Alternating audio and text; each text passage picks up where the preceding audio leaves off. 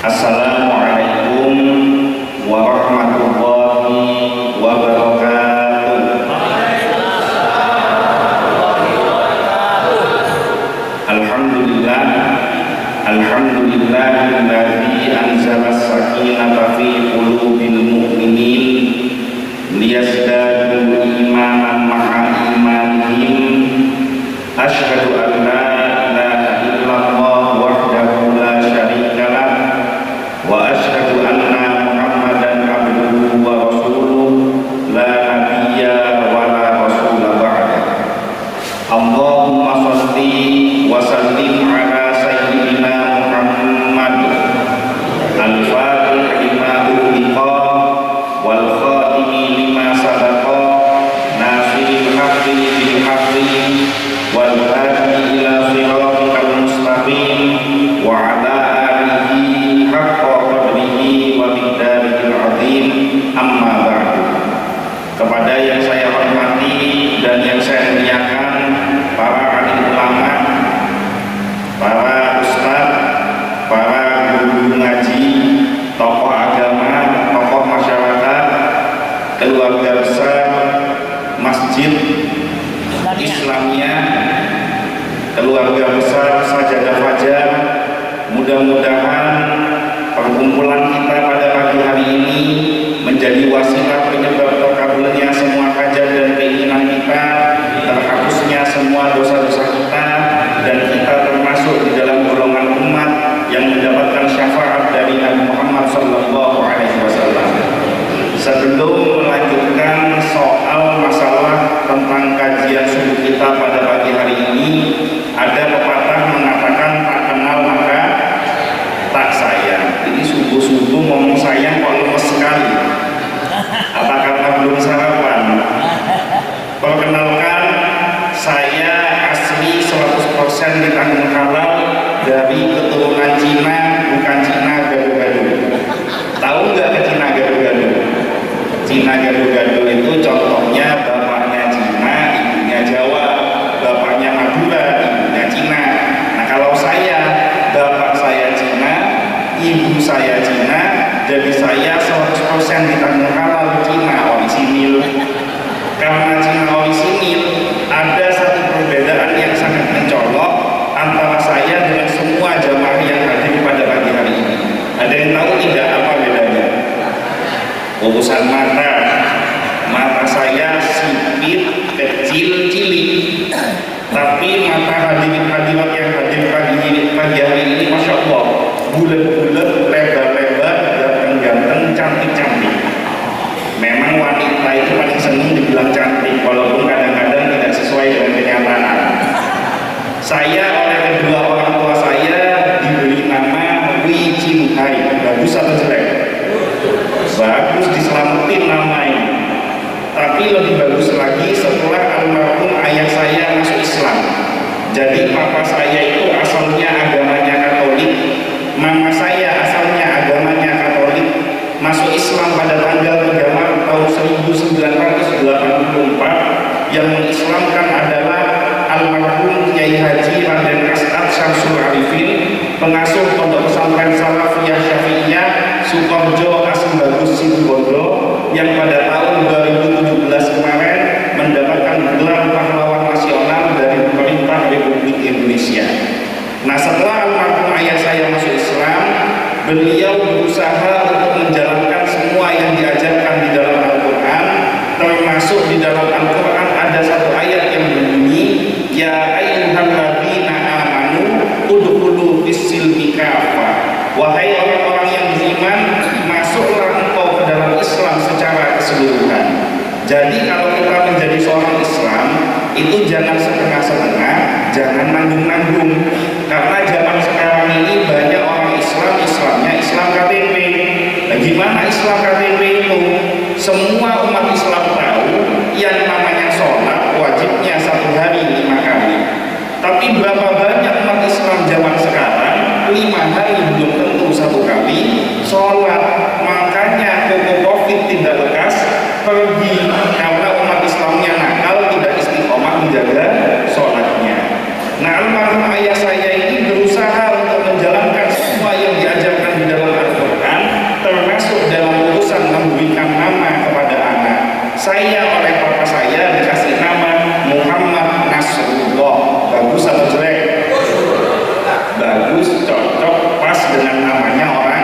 Islam. Karena zaman sekarang ini banyak orang Islam merasa dan pede kalau punya anak dikasih nama Islam. Lahir bulan Januari dikasih nama Januarto, lahir bulan Februari dikasih nama Febrianto, begitu lahir bulan Maret bingung mau dikasih nama siapa, akhirnya dikasih nama Marto. Nah, saya dikasih nama Muhammad Nasrullah. Muhammad itu artinya adalah manusia terpuji, Nasrullah artinya orang yang senantiasa mendapatkan pertolongan dari Allah. Alhamdulillah, karena nama membawa kawin dan doa, minimal sang melawatnya saya, minimal nyari utangan gampang. Ada yang punya utang di sini? Oh banyak, cuma Madu yang mengaku. Hadirin hadirat yang dimuliakan oleh Allah Subhanahu wa Ta'ala, pada pagi hari ini insya Allah kita akan bersama-sama mengkaji ayat yang tadi telah sama-sama kita perdengarkan, yaitu surat Al-Baqarah ayat 57, 58 dan 59. Surat Al-Baqarah ayat 57, 58, 59 serta beberapa ayat sebelumnya dan sampai nanti di penghujung juz yang pertama itu menceritakan tentang berbagai macam tingkah laku yang dicontohkan oleh bangsa Israel, yang harapan dari pengkabaran di dalam Al-Quran ini Allah menginginkan kita untuk mengambil ibrah, mengambil hikmah. Kenapa bangsa Israel yang dulunya adalah bangsa yang sangat istimewakan, bangsa yang sangat dimuliakan oleh Allah, kemudian dicabut kemuliaan dan keistimewaannya sehingga saat ini menjadi bangsa yang dilaknat oleh Allah. Yang harapannya dengan pembelajaran yang ada di dalam Al-Quran ini, kita sebagai umatnya Nabi Muhammad SAW jangan mencontoh apa yang dilakukan oleh bangsa Israel. Kita mulai kajian dari surat Al-Baqarah ayat ke-57. A'udzu billahi minasyaitonir rajim. Bismillahirrahmanirrahim. Wa dhallalna 'alaikumul ghamama wa anzalna 'alaikumul manna wassalwa. Kulu min thayyibati ma razaqnakum wa ma zalamuna walakin kanu anfusahum yadhlimun. Wa dhallalna, dan kami menaungi, alaikum, atas kalian. Yang dimaksud kalian pertama wa dhallalna, di sini dikatakan dan kami menaungi. Siapa yang mengatakan dan kami menaungi? Allah Subhanahu wa Ta'ala. Yang menjadi pertanyaan adalah di dalam akidah umat Islam, Allah itu esa, tunggal atau banyak? Tuhan itu satu atau lebih dari satu? Nah, kemudian kenapa di dalam ayat ini kalau akidahnya umat Islam Allah atau Tuhan itu hanya satu, kenapa Allah menggunakan dhamir kalimat ma yang artinya kami, yang menurut orang-orang non-muslim dikatakan ini menunjukkan bahwa Allah lebih dari satu. Nah, kalimat kami di sini, dhamir na di sini bukan menunjukkan bilangan Allah lebih dari satu, tetapi kalimat na di sini menunjukkan bahwa Allah ini ingin menunjukkan keagungannya, menunjukkan kebesarannya dengan ta'zim, dengan mengucapkan kalimat na. Contoh yang paling gampang, umpama hari ini Pak Gubernur datang ke masjid ini, ikut kegiatan sajadah fajar, kemudian beliau diberi waktu untuk memberikan sambutan. Beliau mengatakan, kami selaku Gubernur Provinsi Kalimantan Barat. Nah, ketika beliau mengucapkan kami selaku Gubernur Provinsi Kalimantan Barat, bukan artinya gubernurnya lebih dari satu, tapi ingin menunjukkan kebesaran jabatan sebagai seorang gubernur. Maka ketika Allah mengucapkan kami, itu bukan menunjukkan Allah lebih dari satu, tapi menunjukkan bahwa keagungan dan kebesaran Allah seperti yang kita ucapkan berulang-ulang di dalam sholat kita dengan kalimat takbir Allahu Akbar. Allah itu maha besar dan maha agung. Wa dhallalna, dan kami naungi, alaikum, atas kalian. Kalian yang dimaksud di sini adalah bangsa Israel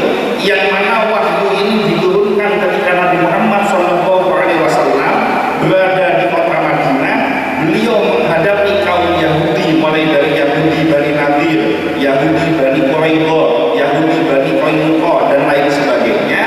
Maka pada waktu itu orang-orang Yahudi yang ada di Madinah sebenarnya telah menantikan dalam waktu yang sangat lama akan kedatangan Nabi akhir zaman, yang mana di kitab suci mereka telah diterangkan bahwa nanti Nabi di akhir zaman akan turun dengan ciri-ciri yang sangat detail di dalam kitab suci mereka, mulai dari perangainya, bentuk fisiknya, tempat kelahirannya, hijrahnya di mana, wafatnya di mana, kemudian kekuasaan peradabannya sampai kemana, itu dijelaskan secara lengkap dan terperinci di dalam kitab suci mereka. Maka dengan penjelasan kitab suci mereka berangkat ke kota yang dimaksud, maka mereka berduyun-duyun pergi ke daerah Madinah yang sebelumnya namanya adalah Yasrib. Nah, begitu sampai di Madinah, sambil menunggu Nabi akhir zaman, beliau, orang-orang Yahudi ini berdakwah, menjelaskan, menebarkan agama yang mereka anut, yang dibawa oleh Nabi sebelum Rasulullah. Nah, ketika Nabi Muhammad SAW sudah sampai di Madinah, ternyata mereka menolak kenabian Rasulullah hanya karena alasan kenapa Nabi akhir zaman bukan berasal dari kaum mereka, bukan berasal dari bangsa Israel, tapi justru berasal dari bangsa Arab. Maka di dalam Al-Quran kalau kita lihat berulang-ulang Allah mengingatkan bangsa Israel yang hidup pada zaman Nabi Muhammad SAW atas apa yang dilakukan oleh leluhur nenek moyang mereka yang semuanya sesungguhnya telah tercatat di dalam kitab suci mereka dan diulangi kembali di dalam Al-Quran. Maka wadzallalna alaikum, maksudnya dan telah kami naungi atas kalian.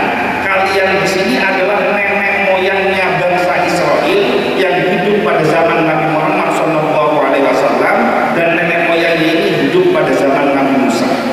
Nah, ayat ini menceritakan tentang peristiwa setelah bangsa Israel diselamatkan oleh Allah dari kejaran Fir'aun, yang mana bangsa Israel ini 400 tahun dijajah oleh Fir'aun, kemudian diutuslah Nabi Musa dan Nabi Harun alaihissalam.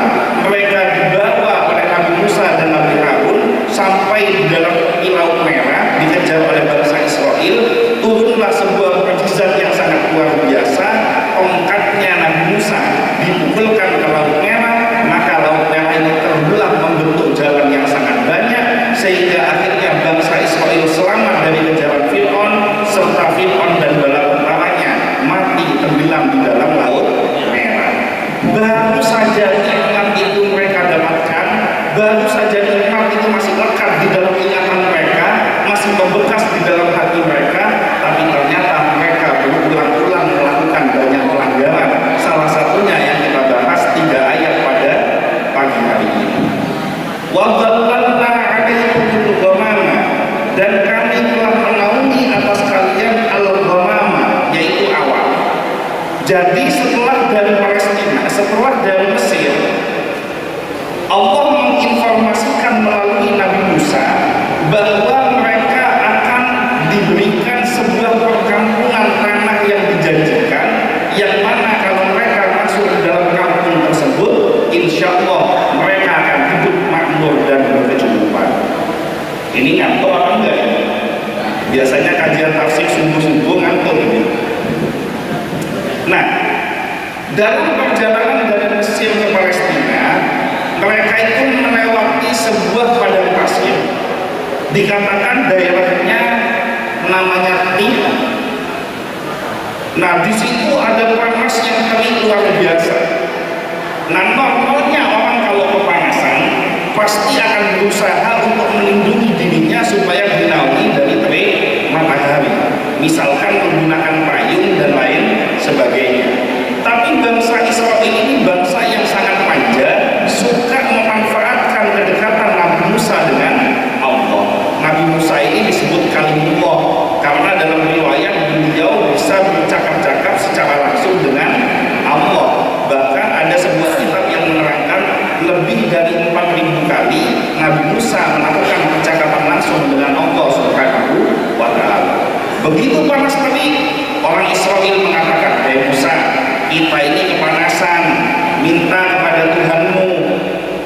untuk menghilangkan rasa terik dan panas yang menimpa kita.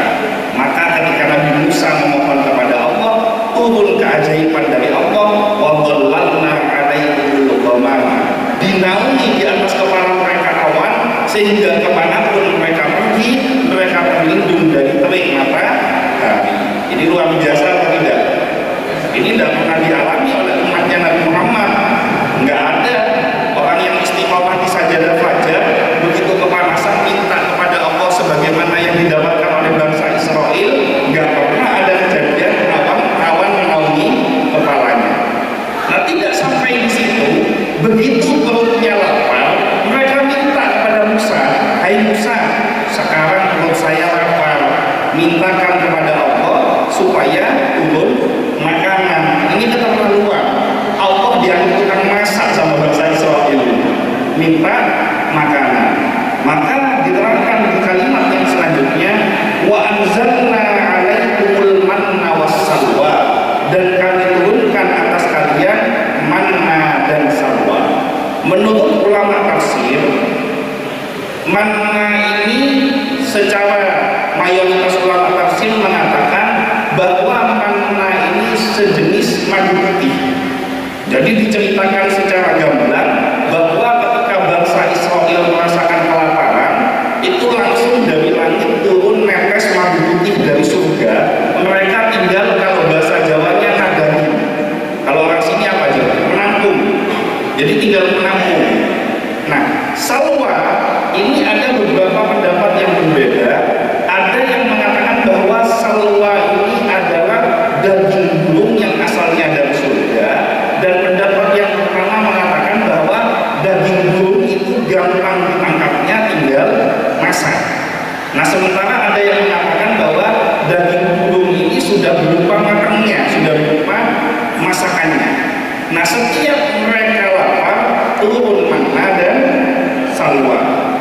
Kalimat selanjutnya, kulu min thayyibati ma razaqnakum, makanlah kalian semua dari makanan yang baik-baik atas rezeki yang telah kami berikan kepada kalian. Nah, maksudnya di situ secara gamblangnya, ketika turun manna dan salwa, Nabi Musa menyampaikan kepada bangsa Israel, ini perintah Allah, makanan kan sudah turun, kamu nggak usah nyimpen ya, nanti kalau sudah datang waktunya kamu lapar, makanan akan turun sendiri. Ini kira-kira nikmat atau tidak? Waktunya lapar, makanan langsung turun, nggak boleh disimpan. Tapi dasar bangsa Israel wataknya rakus dan serakah. Begitu makanan turun, takut gak kebagian, mereka nyimpen, disimpan ini manna dan salwa. Nah, menurut kisah-kisah Israiliyat, jadi kisah Israiliyat ini kisah yang tidak ada dalilnya di dalam Al-Quran dan As-Sunnah, tapi selama tidak bertentangan dengan akidah Al-Quran dan As-Sunnah, boleh-boleh saja kita ambil. Seperti contoh istrinya Nabi Yusuf, wanita yang ada di dalam kisah Nabi Yusuf yang menggoda Nabi Yusuf, itu tidak ada di dalam Al-Quran maupun As-Sunnah yang menerangkan namanya Zulaikha. Zulaikha itu berasal dari kisah-kisah Israiliyat, tapi kita sebagai seorang muslim boleh-boleh saja meyakini kalau itu adalah Zulaikha. Nah, berkaitan dengan manna dan salwa ini, menurut kisah-kisah Israiliyat, sesungguhnya zaman dahulu itu tidak ada ceritanya daging bisa busuk. Nah, gara-gara orang Israel ini nyimpen daging, nyimpen manna dan salwa, nggak boleh disimpan malah disimpan, maka Allah memberikan hukuman kepada mereka. Sejak saat itu maka setiap daging berubah menjadi busuk. Kalau cerita ini umpama benar, berarti biar kerok daging sekarang bisa busuk itu gara-gara kelakuan bangsa Israel. Wa ma zalamuna, mereka tidak menzalimi kami, walakin kanu anfusahum yadzlimun, akan tetapi justru mereka menzalimi diri mereka sendiri. Apa maksud menzalimi? Mereka melakukan dua pelanggaran dari peristiwa manna dan salwa ini. Pelanggaran yang pertama, tidak boleh disimpan malah disimpan. Pelanggaran yang kedua, setelah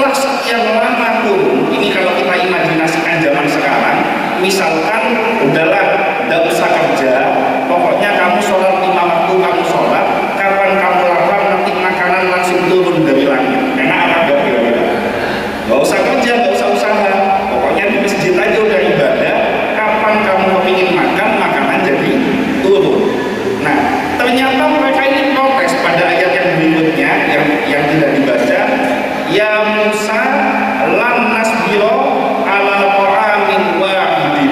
Kami sekali-kali tidak sabar dengan makanan yang satu macam saja.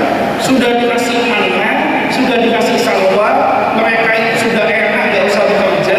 Kapan lapar langsung turun, protes kepada Allah, nggak mau makanan yang satu itu karena bosan. Ini namanya orang tidak tahu untung. Sudah dikasih kenikmatan sedemikian hebat, protes pada Allah, malah minta Allah ini diperlakukan kayak kopi, minta yukhawi jelana mimma tumbitul ardu limbaqtiha wa isra'iha wa fumiha wa ajasiha wa basoliha. Minta berbagai macam tumbuhan-tumbuhan yang ditumbuhkan oleh Allah dari muka bumi.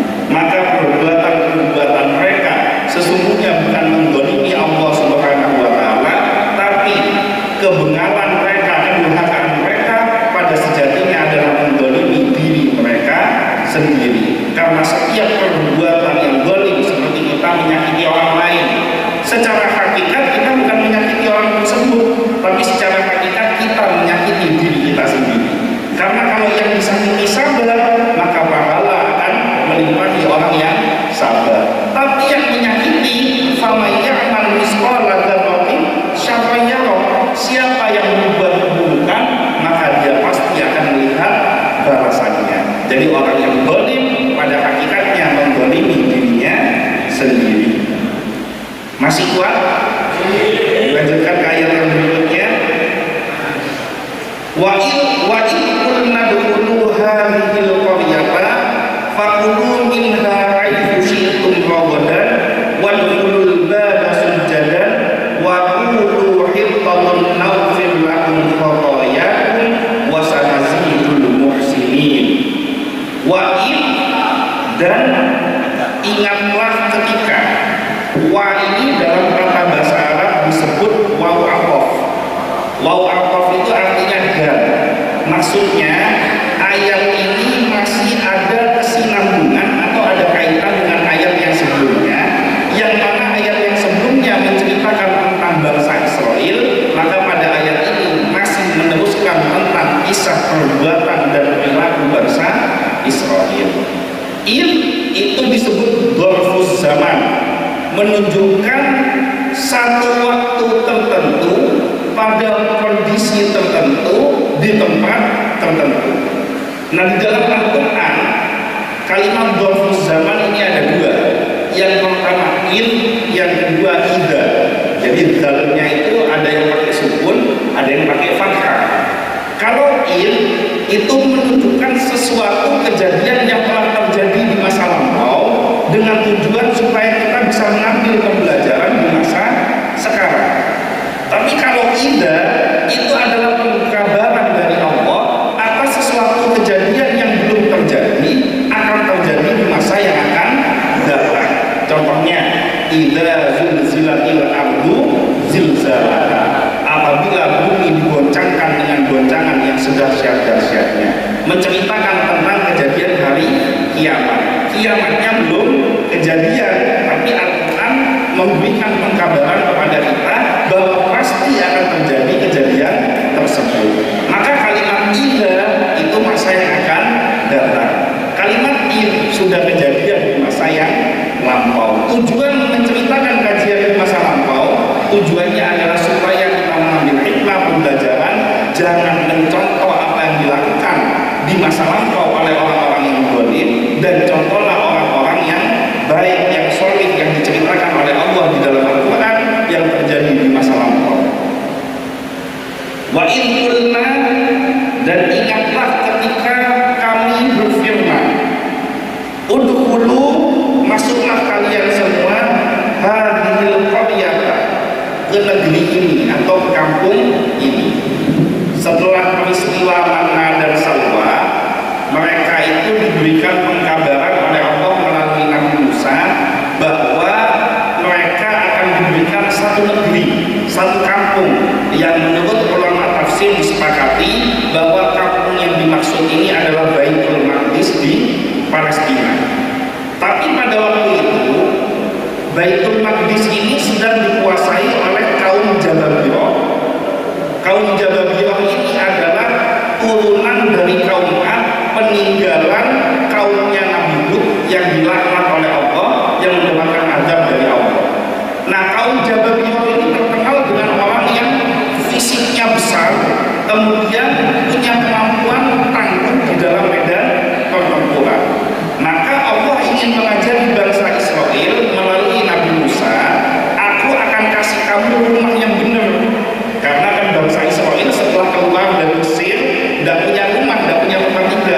saya akan kasih kamu rumah yang baik, yaitu ada di Baitul Maqdis Palestina, tapi syaratnya kamu harus jihad dulu melawan kaum Jababirah. Nah, ketika mereka diperintahkan jihad, kira-kira kalau Allah perintah jihad, maka pasti dikasih kemenangan atau tidak? Karena Allah yang meminta, maka kemenangan pasti akan menyertai mereka. Tapi apa kata mereka? Di dalam Al-Quran, di dalam ayat yang lain dikatakan, idhab anta wa rabbuka. Ya udah Musa, gini aja, kamu sama Tuhanmu pergi aja sendiri, jihad-jihad aja sendiri, orang sendiri. Nanti kalau sudah menang, kita baru masuk ke Baitul Maqdis. Ini bisa dibayangkan betapa kurang ajarnya orang Israel, ya. Disuruh jihad malah balik. Udah Musa, kamu pergi aja. Nah, akhirnya dihukum oleh Allah. Mereka masuk di satu daerah yang namanya Tih, ada yang mengatakan Arifah. Mereka dihukum 40 tahun, muter-muter di dalam bukit tersebut, tidak bisa keluar. Jadi mereka jalan misalkan ke arah utara, kepingin keluar dari kampung tersebut, ternyata oleh Allah diputar balik lagi ke tempat asal mereka yang tidak mereka sadari. Coba dari arah lain, balik lagi ke tempat mereka. Demikian seterusnya selama 40 tahun, bahkan dalam riwayat diterangkan sampai Nabi Musa wafat, mereka tidak bisa keluar dari daerah perkampungan itu. Setelah 40 tahun, ada seorang nabi yang namanya Yusha bin Nun. Yusha bin Nun ini dari kalangan bangsa Israel. Setelah Nabi Musa dan Nabi Harun wafat, maka beliaulah yang meneruskan syariat dari Nabi Musa, yaitu kitab Tauratnya. Maka dibawalah orang-orang Israel ini keluar dari perkampungan Tih untuk memasuki satu tanah yang dijanjikan yang namanya Maqdis. Begitu sampai di Baitul Maqdis, Allah berfirman, udkhulu hadhil qaryah, masuklah kalian ke dalam kampung ini, fakulu minha haitsu syi'tum ragadan, dan makanlah dari kampung tersebut, dari tanah tersebut, haitsu syi'tum ragadan, apa saja, dari mana apa saja yang kamu kehendaki sepuasnya. Nah, maknanya tempat ini, kampung ini itu punya kualitas yang sangat hebat. Biasanya kayak contoh sini nama daerahnya apa? Desa apa? Kampung Bangke. Kampung Bangke. Kampung Bangke. Nah, Kampung Bangke ini kan pasti ada tanah yang subur, pasti ada tanah yang tidak subur. Ada tanah yang bisa ditanami, ada tanah yang tidak bisa ditanami. Ada yang kalau ditanami tumbuhnya kualitasnya bagus, ada yang kualitasnya biasa saja. Tapi Baitul Maqdis Palestina, dari timur ke barat, dari utara ke selatan, semua tanahnya punya kualitas yang sangat hebat dan sangat luar biasa, sehingga apapun yang ditanam di situ akan tumbuh tumbuhan yang berkualitas. Makanya Allah ucapkan kalimat ragadan, sepuas hatimu, karena jenis makanan yang menyimpan kualitas yang sangat luar biasa. Saya pernah beberapa tahun yang lalu dikasih kurma dari teman saya yang kebetulan beliau adalah salah seorang relawan di Palestina. Nah, kurmanya itu beda dengan kurma yang biasa kita temui. Jadi bijinya kecil, dagingnya tebalnya itu paling tebal di antara kurma yang ada, sehingga makan satu saja perutnya sudah terasa kenyang. Nilai gizinya sangat tinggi. Nah, ini namanya makanan yang punya kualitas tinggi. Nah, sementara kan ada makanan kita makan dalam jumlah yang banyak, tapi gizinya tidak ada. Contohnya apa? Mie instan. Mie instan itu kan walaupun kita makan banyak, ketika masuk ke dalam tubuh nggak lama perut terasa lapar, kenyangnya begah, nggak lama perutnya lapar, nggak ada nilai kesehatannya sama sekali. Tapi semua makanan yang ditanam di Palestina ini punya kualitas yang sangat hebat. Jadi bisa kita bayangkan betapa nikmatnya menjadi orang Israel. Maka kalau kita ambil ibrah saat ini, betapa nikmatnya kita menjadi bangsa Indonesia, yang mana Indonesia dianugerahi oleh Allah sebagai tempat tinggal yang subur, tempat tinggal yang makmur, yang insya Allah mudah-mudahan ini bisa kita nikmati dan kita teruskan kepada anak turunan Saya lanjutkan. Wadkhulul baba sujadan, dan masuklah pintu gerbangnya, dan masuklah kalian ke pintu gerbangnya sujadan. Sujadan itu artinya membungkukkan badan, karena sujud itu kan merendahkan diri. Nah, maksudnya membungkukkan badan di sini, ulama tafsir ada yang mengatakan karena gerbangnya Baitul Maqdis itu dia memang sengaja dibuat tidak tinggi, supaya orang yang masuk ke Baitul Maqdis, tanah yang disucikan ini, dalam keadaan tawadhu badannya ditundukkan. Tapi intinya bukan hanya badannya saja yang ditundukkan, intinya adalah hatinya juga ikut tawadhu ketika memasuki Baitul Maqdis. Kenapa harus tawadhu? Supaya ada rasa syukur atas segala macam nikmat yang diberikan oleh Allah kepada bangsa Israel. Wa qulu hittatun, dan katakanlah hittatun, bebaskanlah kami dari kesalahan kami, ampunilah segala dosa-dosa kami. Jadi ketika masuk ke Baitul Maqdis diminta untuk tawadhu, diminta untuk mengakui segala kesalahan yang pernah dilakukan di masa lalu. Dan ketika mereka mengatakan hittatun, minta ampun kepada Allah, Allah menjanjikan naghfir lakum khotoyakum, kami akan mengampuni kesalahan kalian. Ini nikmat-nikmatnya menjadi seorang hamba, melakukan berbagai macam dosa yang sangat luar biasa kelewatannya. Bahkan diterangkan bangsa Israel ini saking kebelingernya, mereka itu ketika disuruh percaya dengan Taurat, mereka mengatakan bahwa lan nu'mina laka hatta nara hajatan, kami itu nggak akan beriman kepada Musa sampai kami bisa melihat wujudnya Allah secara nyata. Ini saking kebelingernya.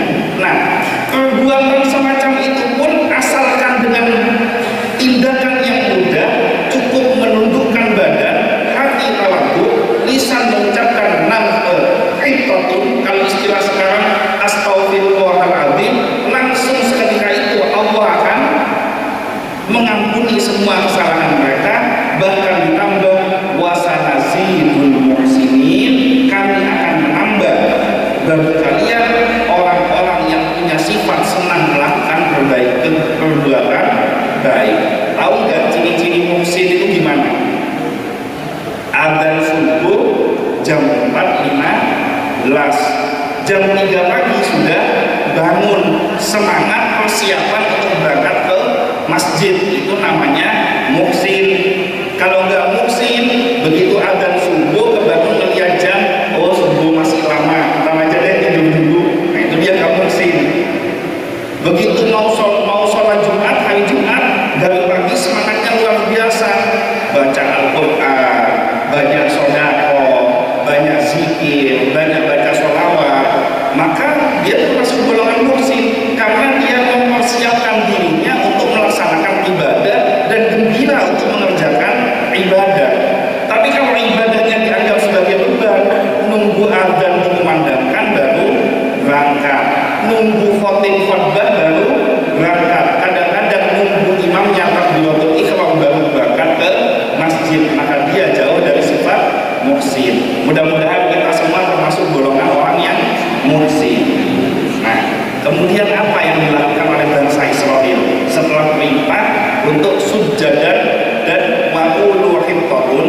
Ayat yang ke-59 diterangkan, fabaddalal ladzina zalamu qawlan ghayra alladzi qila lahum fa'anzalna 'alal ladzina zalamu rijzan minas sama'i bima kanu yafsukun. Fabaddalal ladzina zalamu, kemudian orang-orang zalim ini mengganti qawlan, perkataan, ghayra alladzi qila lahum, diganti perkataan yang diperintahkan oleh Allah kepada mereka, disuruh mengucapkan kalimat hittatun, minta ampun kepada Allah, diganti oleh mereka yang awalnya minta ampun berubah minta gandum. Ayo kamu minta ampun, dia bilang, ya Allah saya minta gandum. Maksudnya ngeredek Allah. Orang mau dikasih ampunan kok minta sesuatu yang remeh. Perintah Allah dibuat bahan lelucon, ejekan oleh mereka. Maka sama kalau kita ambil pelajaran zaman sekarang, diperintahkan untuk mengerjakan sholat, malah sholat kita anggap sebagai lelucon. Diperintahkan untuk kita beramal soleh, amal soleh kita anggap sebagai perbuatan yang remeh. Diperintahkan untuk puasa Ramadan, malah dengan sengajanya makan dan minum dengan bangga di hadapan orang-orang yang berpuasa. Malah sekarang ada aliran-aliran yang gak jelas yang mengatakan udah gak usah sholat, orang sholat itu orang yang gak naik-naik kelas, cukup hanya mengingat Allah saja itu sudah sama dengan mengerjakan sholat, maka nilaimu, makommu sudah naik di hadapan Allah. Ini sama dengan bangsa Israel, perintah Allah diubah-ubah sesuka hati mereka. Maka ketika setiap perintah Allah diubah dengan sesuka hati mereka, maka Allah memberikan hukuman kepada mereka. Fa'anzalna 'alal ladzina dzalamu rijzan minas sama. Maka kami turunkan kepada orang-orang yang zalim itu rijzan minas sama, yaitu malapetaka dari langit. Maksudnya malapetaka dari langit itu bala, sebuah musibah yang tidak mudah ditangani oleh kemampuan manusia. Kalau banjir masih biasa, kalau badai itu masih biasa. Nah, menurut mayoritas ulama dikatakan, tapi jezam di sini adalah malapetaka berupa bala dan penyakit yang diterangkan ada 70.000 orang dari kalangan bangsa Israel yang mati akibat wabah penyakit tersebut. Mudah-mudahan ujian COVID ini bukan termasuk dalam rangka rijzam minas sama akibat kita lalai dan suka meremehkan perintah-perintah dari Allah Subhanahu wa Ta'ala. Bimakan yasukun, karena mereka telah berbuat fasik. Fasik itu kalau dalam bahasa Arab terkelupas kulit dari induknya. Misalkan orang lepas jeruk, maka dikatakan fasik kol. Jadi jeruk itu kulitnya terkelupas. Maka fasik dalam agama yang dimaksud adalah terkelupasnya iman di dalam hati kita. Jadi perintah-perintah Allah itu tidak diimani dengan baik, dianggap itu sebagai sebuah perintah saja, sebuah beban. Sholat dianggap beban, ibadah dianggap beban. Allah perintahkan siapa yang sedekah 1, Allah akan balas minimal 10 kali lebih baik. Nah, dia menganggap mana ada sedekah tambah banyak, di mana-mana kalau sedekah semakin berkurang hartanya. Ketika diperintahkan sholatlah kamu subuh berjamaah di masjid. Kenapa? Karena kalau seandainya kita tahu keutamaan yang terdapat di dalam sholat subuh berjamaah, maka merangkak pun kita akan pergi menuju masjid. Tapi tidak dikerjakan karena meremehkan apa yang disampaikan di dalam hadis Nabi. Nah, zaman sekarang ini sudah mulai muncul banyak orang-orang fasik, agamanya Islam, hatinya mungkin iman kepada Allah, tapi dia meremehkan perintah-perintah Allah dan perintah Nabi Shallallahu Alaihi Wasallam. Maka 3 ayat yang kita kaji pada pagi hari ini memberikan pembelajaran kepada kita bahwa kalau kita mau selamat, nggak usah neko-neko. Waktunya sholat yang kita sholat, waktunya turun perintah puasa di bulan Ramadan yang kita puasa. Kalau kita punya rezeki, keluarkan zakat malnya. Masuk bulan Ramadan, bayarkan zakat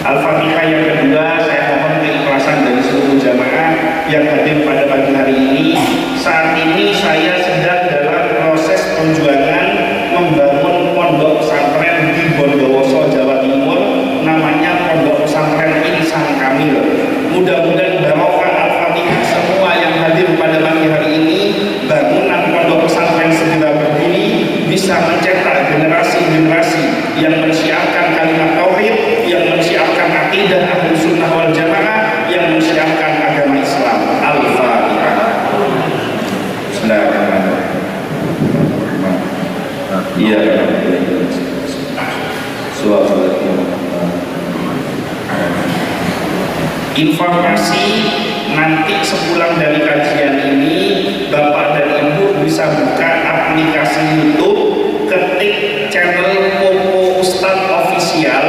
Di dalam sana insya Allah akan banyak ilmu dan pengetahuan. Kajian pada pagi hari ini juga akan diupload di channel Popo Ustadz Official. Siapa yang menonton video tersebut sama